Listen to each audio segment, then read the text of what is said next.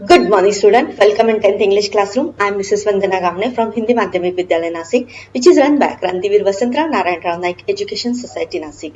बच्चों last 5 days से हम लोग stopping by woods on a snowy evening ये पोएम पढ़ रहे हैं. इसके 4th स्टांजा हम लोगों ने 4 वीडियोस द्वारा समझ लिए.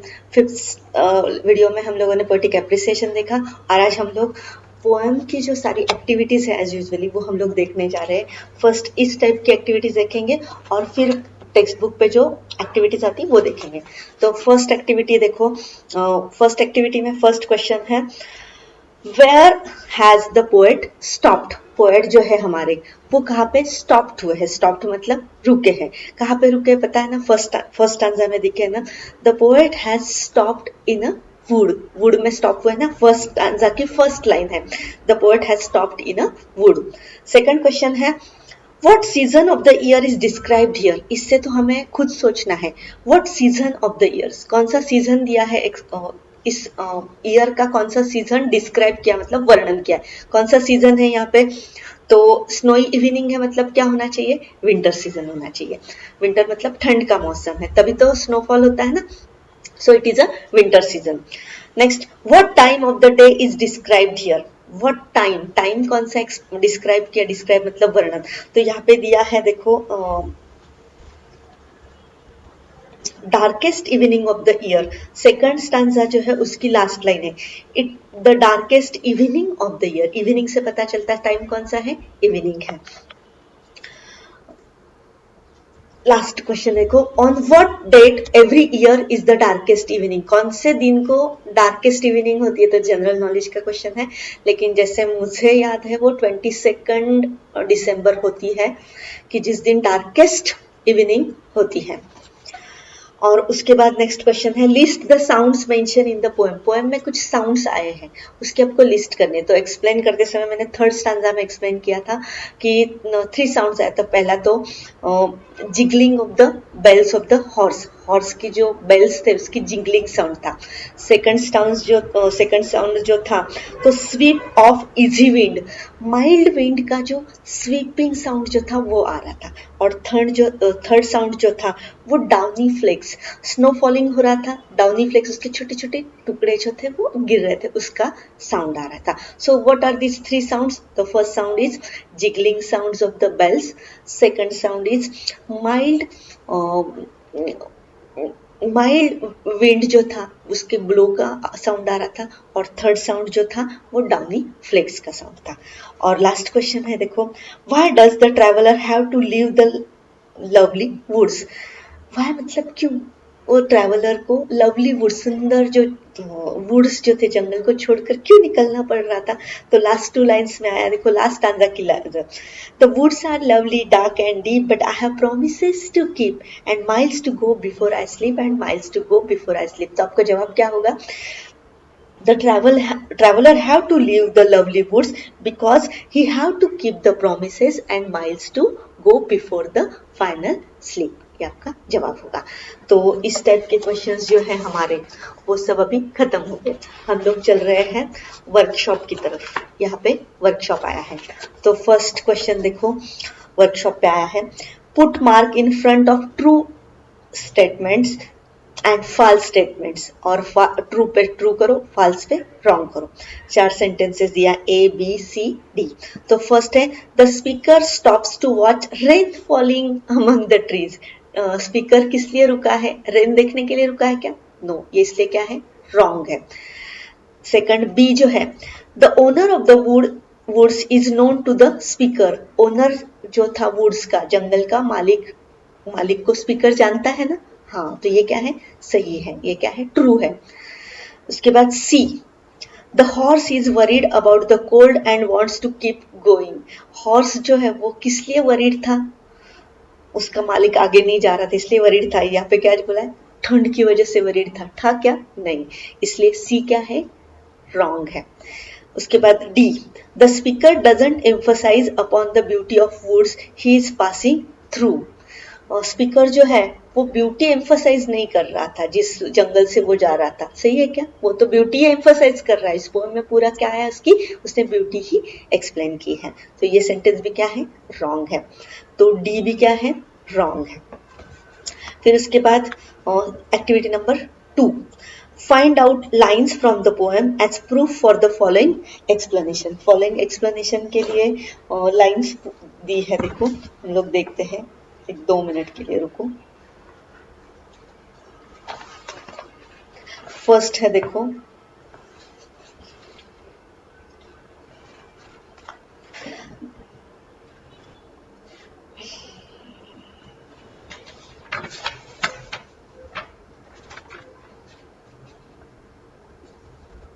There is no one to catch the speaker's trespassing. Trespassing मतलब उल्लंघन करना उस जगह का, वो ट्रीज पासिंग मतलब वहां पे मना की हुई जगह पे वो जा रहा है, तो वो देखने के लिए there is no one to catch, कोई भी नहीं था, ये बताने के लिए कौन सी लाइन है देखो, he will not see me stopping here to watch his woods fill up with snow.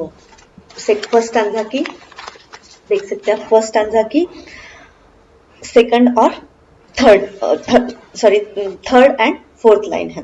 फिर उसके बाद आ रहा है his horse seems anxious, sorry second, the little horse draws his master's attention. तो इसके लिए लाइन कौन सी आई है देखो, he gives his harness bell a shake to ask if there is some mistake.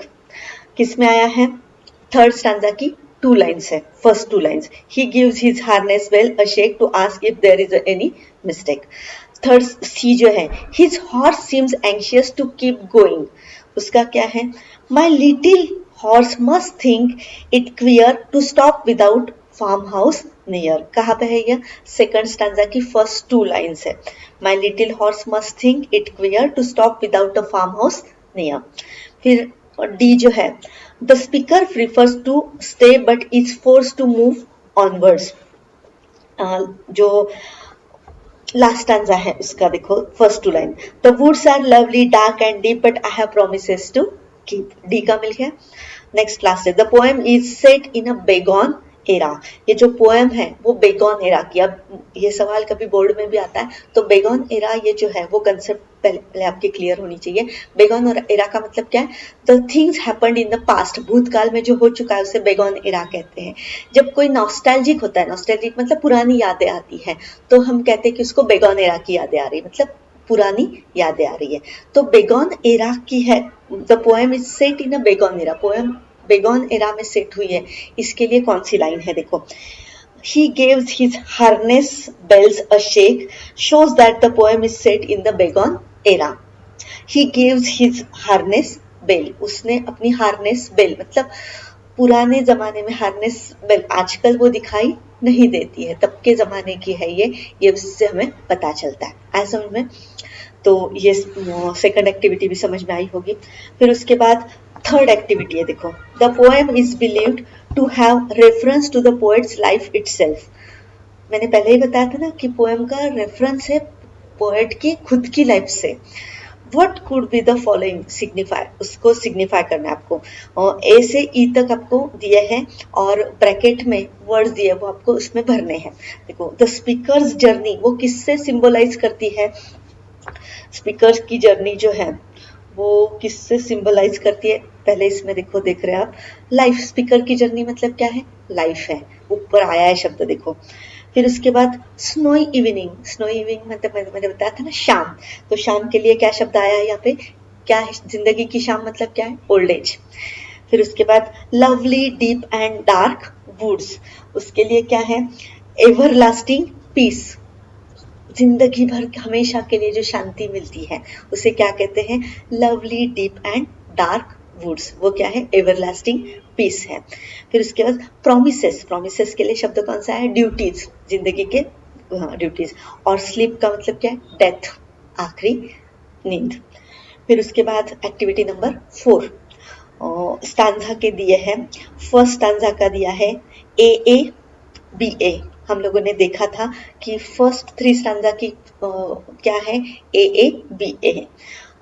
यहाँ पे पहला सही है, सेकंड स्टांजा गलत है, थर्ड स्टांजा की भी गलत है और फोर्थ स्टांजा की भी गलत है, तो सिर्फ पहली सही है। फिर उसके बाद activity number 5, give your own rhyming words for the following words. Following words के लिए आपको क्या करना है, खुद के राइमिंग वर्ड्स देने हैं।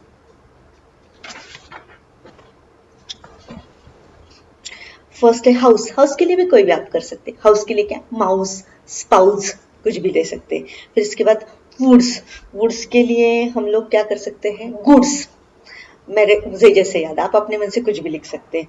फिर उसके बाद इजी, कौन सा शब्द आया है, इजी, इजी के लिए क्या है, बिजी, लेजी, कुछ भी आ सकता है।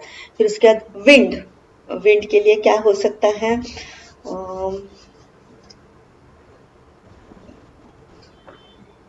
स्किन्ड, स्किन्ड होता है ना, जो स्किनी व्यक्ति होता है उसका स्किन्ड, विंड के लिए स्किन्ड आएगा। फिर उसके बाद डार्क के लिए बार्क, लार्क, कितने सारे अपने मन से लिख सकते हो। वॉच, वॉच के लिए ब्लॉच। फिर उसके बाद वॉच भी आ सकता है, ब्लॉच भी आ सकता है। फिर आगे एक्टिविटी नंबर क्या आ रही है, 6। एक्टिविटी 6 में क्या आया है, ग्रुप ए को बी के साथ क्या करना है, जोड़ना है। तो उसमें फिगर ऑफ स्पीच दिए हैं, मैंने पोएटिक एप्रिसिएशन में सारे फिगर ऑफ स्पीच बताई है। तो पहले देखो, whose woods these are, I think, I know, inversion. Second, the woods are lovely, dark and deep, D D D sound repeat हुआ है, alliteration. Third, and miles to go before I sleep, and miles to go before I sleep, क्या है, line repeat हुई है इसलिए क्या है, repetition. और fourth, my little horse must think it queer, thinking quality आई है पोएट की, सॉरी हॉर्स की, इसलिए वो क्या है, पर्सन की क्वालिटी दी है, पर्सोनिफिकेशन। आया समझ में, ओके। अब लास्ट है, सॉरी नेक्स्ट है 7, match the words given in group A with their B. अब मिस्टेक के लिए शब्द कौन सा आया है यहाँ पे, एरर, जोड़ी लगा रहे हैं ना। डाउनी फ्लेक्स, स्नोफॉल था ना, उसके लिए क्या है, सॉफ्ट स्नो फॉलिंग। फिर वुड्स, वुड्स के लिए जंगल, फॉरेस्ट, कोई भी यहाँ पे जंगल आया है। फिर क्वियर, क्वियर मतलब स्ट्रेंज, यहाँ पे स्ट्रेंज ही आया है, हो गए 4। फिर नेक्स्ट है 8वीं एक्टिविटी जो है, तो वो आपको लैंग्वेज स्टडी की एक्टिविटी है, रिलेटेड वर्ड्स लिखते हैं हम लोग। तो यहाँ पे विंड और इवनिंग ऐसे 2 शब्द दिए हैं। तो विंड कैसा कैसा है देखो, विंड मतलब हवा जिसे हम लोग कहते हैं, वो कैसा है देखो, विंड कैसा है, स्टॉमी विंड है। फिर उसके बाद बाइटिंग, चुभने वाला है। स्ट्रॉन्ग विंड, जोर से बहने वाला हो सकता है। वेस्ट विंड आ सकता है, ईस्ट विंड आ सकता है। फिर कोल्ड विंड, हॉट विंड, कुछ भी अपने मन से आप लिख सकते हैं। ये सारे एडजेक्टिव आए हैं नाउन के बारे में अधिक जानकारी देने वाले शब्द। नेक्स्ट है evening, evening is a noun. तो इवनिंग कैसी कैसी इवनिंग है, एडजेक्टिव ढूंढने हैं। इवनिंग कैसी कैसी हो सकती है, डार्केस्ट इवनिंग हो सकती है। फिर उसके बाद ड्राउजी इवनिंग हो सकती है, प्लीजेंट इवनिंग हो सकती है, ग्लूमी इवनिंग हो सकती है, और फ्रॉस्टी इवनिंग हो सकती है। अपने मन से आप और कुछ भी लिख सकते हैं। ये मार्क्स तो, ये तो लैंग्वेज स्टडी का आ गया, आप अपने मन से लिख सकते हैं।